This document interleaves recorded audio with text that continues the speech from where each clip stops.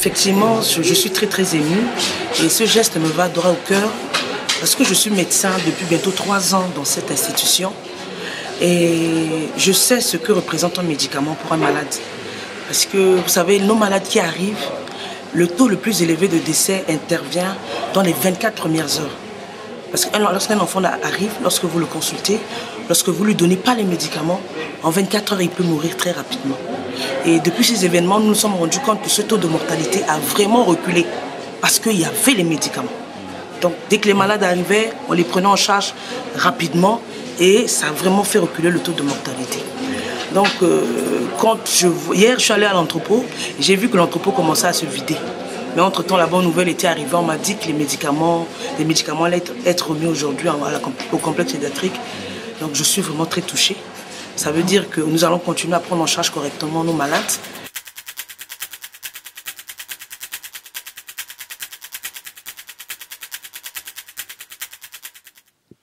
La satisfaction, petite satisfaction, c'est que on a confiance à cette petite organisation déjà.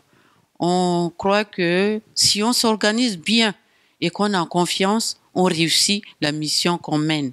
Et cette mission que vous avez vue a été bien ficelée et aboutie. Et lyncher, comme la vice-présidente l'avait dit, on l'a évité. Ça veut dire que quand tu conçois bien un projet et que tu as confiance en l'équipe et que même l'équipe qui est sur place le fait de bonne foi, on y réussit. Et ça, on est déjà fiers de mener quelque chose jusqu'au bout. C'est digne d'être centrafricain. Ici n'existe pas couveuse et tous les autres moyens de réchauffement de bébé. Parce que ici déjà, maman doit porter 24 sur 24. Nous, on commence à transférer à partir de 16 heures par jour. Si maman porte bébé déjà 16 heures, on déjà transfère dans cette salle. Et ici, on exerce méthode kangourou. Très bien. Jusqu'à la sortie. À la sortie, maman continue à la maison à peu près jusqu'à 40 semaines l'âge gestationnel porter bébé dans la poche. Ici, il y en a éducation tout le temps pour éduquer maman, soigner bébé prématuré parce que c'est quand même bébé spécial.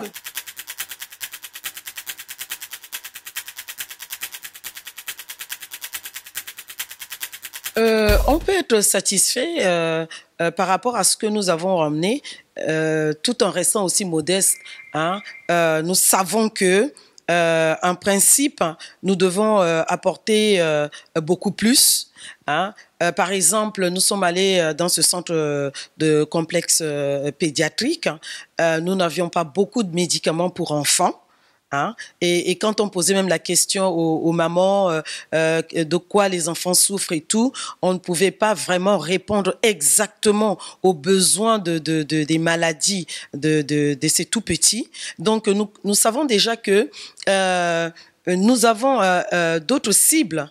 Hein, pour le prochain voyage, mais nous sommes satisfaits du fait que nous avons vraiment distribué ce que nous avons emmené directement aux nécessiteux et les cibles pour le prochain voyage dont nous avons déjà une petite idée dessus, seraient vraiment bien ficelées, comme a dit la présidente. Nous savons que c'est une première. Nous avons vu quelques difficultés, nous avons eu quelques difficultés qui nous ont enseigné comment prochainement nous pouvons vraiment nous organiser. Mais nous sommes vraiment satisfaits du travail que nous avons fait. On a une petite difficulté parce que ici doit être oxygène. Normalement, les enfants jusqu'à 2,5 kg doivent rentrer directement dans les soins intensifs, isolés pour prématurés, vous voyez. Mais parce qu'il n'y a pas d'oxygène, on rentre tous les enfants prématurés, avec infection.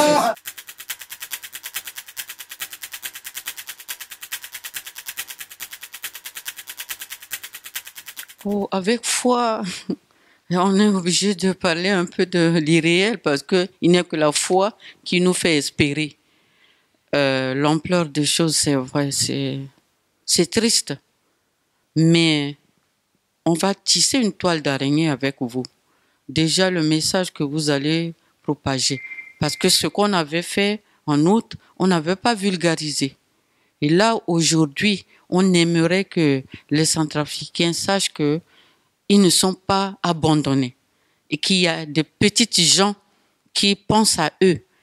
Et nous allons continuer à prier déjà et à récolter ce dont ils auront besoin.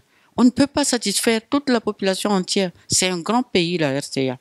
Mais on croit déjà aux petits, avec notre petite gens aussi que nous sommes. Nous y croyons. Nous ne voyons pas l'aboutissement, mais on y croit. Et on rêve, comme Martin Luther King a dit, ce rêve sera exaucé.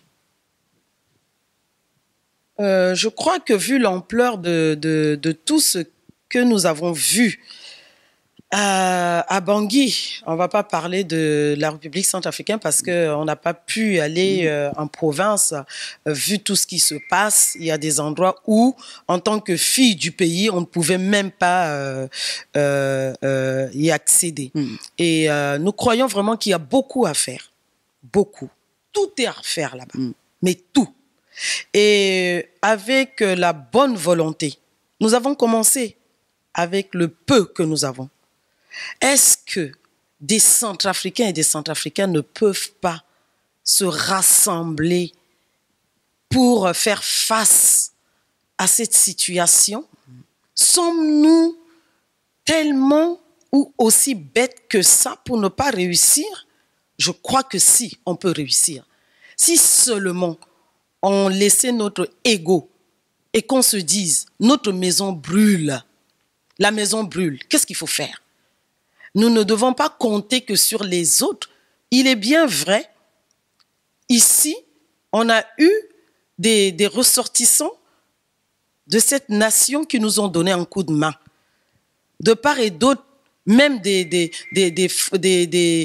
amis de la Côte d'Ivoire, du Cameroun, tout ça, ils nous ont donné un coup de main. Mais est-ce que nous devons toujours compter sur les autres? Ne pouvons-nous pas retrousser nos manches en tant que Centrafricains et faire au moins pour une fois quelque chose de valable? Devons-nous toujours être des éternels assistés? La preuve est là. Nous avons commencé. Nous avons commencé. Est-ce qu'on va en rester là? Et puis, je peux aussi lancer un message. Nos hommes politiques, les femmes politiques, toujours dans leur bureau, toujours assis dans je ne sais pas où. Est-ce qu'on ne peut pas sortir un peu de nos ornières et puis dire mais qu'est-ce qui se passe dans notre nation? Nous revenons du Centrafrique, les routes. Il n'y a pratiquement pas de dispensaires, pas d'hôpitaux. Les écoles, quasi inexistantes. Qu'est-ce que la femme centrafricaine compte faire pour ses enfants? Qu'est-ce qu'elle veut laisser comme héritage à ses enfants? Nous sommes révoltés. Nous, là, que vous voyez là, nous sommes vraiment révoltés parce que nous aimerions bien laisser quelque chose de bien à nos enfants. Est-ce qu'il y a des femmes de bonne volonté qui veulent vraiment se joindre à nous pour récolter et aller jusqu'à donner? Et dire, bon voilà, on ne va pas seulement donner. Est-ce que donner seulement, là, ça suffit? Est-ce qu'il ne faut pas créer une entreprise, une école, un dispensaire, un centre de formation pour éduquer nos enfants, pour laisser quand même quelque chose de concret, de palpable à nos héritiers? Qu'est-ce qu'on veut laisser à nos enfants? Voilà le message que je peux vraiment donner, parce que c'est ça qui bouillonne au-dedans de l'association Femmes debout Ilondoma. Qu'est-ce qu'on va faire ensemble pour que le peuple centrafricain trouve des exemples dans leurs frères et sœurs, au lieu d'attendre que tout leur tombe dans la bouche comme des oiseaux? Qu'est-ce qu'on va faire ensemble? On a demandé aux hommes politiques, en fait, créer des écoles de partis. Apprenez à vos gens ce qu'ils doivent faire. Les gens, ils attendent tous pour aller aux élections. Mais c'est les arbres qui vont les élire. Est-ce que c'est la population meurtrie qui ira voter? Est-ce qu'on peut s'entendre ensemble pour se dire, soignons notre peuple pour que eux, ils se ressaisissent pour au moins travailler pour leur pays. C'est un grand pays. Merci à Dieu parce que tout pousse aujourd'hui, il paraît. Tout pousse encore plus. Les gens ont des légumes autour de la maison. C'est ça qui les fait nourrir. Avant, on attendait que les autres amènent pour qu'on aille acheter. Ça, on remercie déjà le ciel et cette nature qui nous est gâtée. Ce pays de Boganda, mes chers frères et sœurs, réveillez-vous. Construisons ensemble notre pays. N'attendons pas seulement qu'un homme se lève pour nous parler et qu'on le suive bêtement. Nous avons tous en nous un leader qui dort. Il faut qu'on le réveille. Et ça, je vous dis, vous allez nous permettre de lancer un appel à nos amis, à nos femmes, aux hommes aussi, pourquoi pas? Parce qu'on est à côté d'eux juste, et s'ils prennent des armes, mais on est aussi responsables.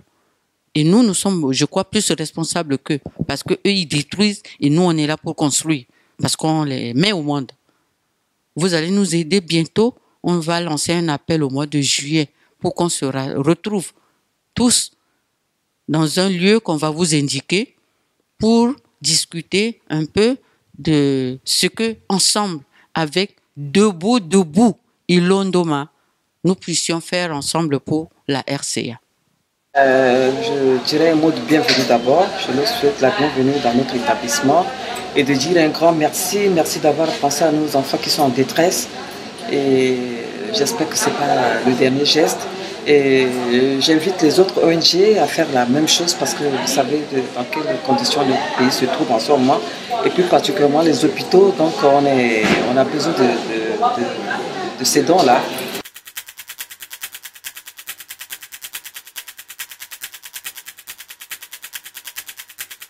Le dernier mot, je dirais, c'est vraiment l'appel, l'appel au patriotisme. Je pense que nous ne sommes pas les seuls à avoir été à Bangui dans ces moments difficiles. Beaucoup de Centrafricains ont pris ce risque d'y aller. Et nous voulons tout simplement que pour une fois, dans l'histoire de la République centrafricaine, qu'on se souvienne de Boganda qui a rassemblé le peuple. Et c'est encore d'actualité aujourd'hui. La première devise de notre pays, c'est l'unité. Pouvons-nous vraiment nous unir selon le cœur de Boganda, de dépasser les frustrations, d'arrêter les divisions qui nous ont minés jusqu'à présent? Est-ce que nous pouvons vraiment arrêter tout ça? La Centrafricaine qui nous écoute, qu'elle sache que la nation, mais c'est une très grande nation à une très grande superficie que tout le monde connaît. Est-ce qu'il faut vraiment qu'on nous le rappelle tout le temps? Mais même si on le rappelle et que la personne ne voit pas en quoi cela est déterminé, il faudrait vraiment qu'on se lève. Les Centrafricains doivent se lever. Arrêter de regarder aux hommes ou de regarder à je ne sais pas qui descendra du ciel pour pouvoir donner un coup de main. Je crois que nous réclamons des enfants de Dieu. Mais quand le peuple d'Israël est arrivé sur une terre où il pouvait cultiver, la manne qui tombait dans le désert s'était arrêtée. Notre terre, notre pays, vraiment est un pays béni. Quand la pluie tombe, tout pousse sans engrais, sans produits chimiques. Donc, prenons conscience de ce beau pays que nous avons et retroussons les manches pour réellement lui donner de la valeur. Les étrangers connaissent la valeur de notre nation, mais pas nous. Mais tout ce qui nous est tombé sur la tête peut quand même nous réveiller. Comme a dit la présidente, réveillons-nous. Cette nation nous appartient à nous et à nos descendants. Réveillons-nous. Voilà le mot que je peux vraiment lancer à nos compatriotes. J'espère que ce n'est pas le dernier geste. Et j'invite les autres ONG à faire la même chose parce que vous savez dans quelles conditions le pays se trouve en ce moment. Et plus particulièrement les hôpitaux. Donc on a besoin de ces dons-là.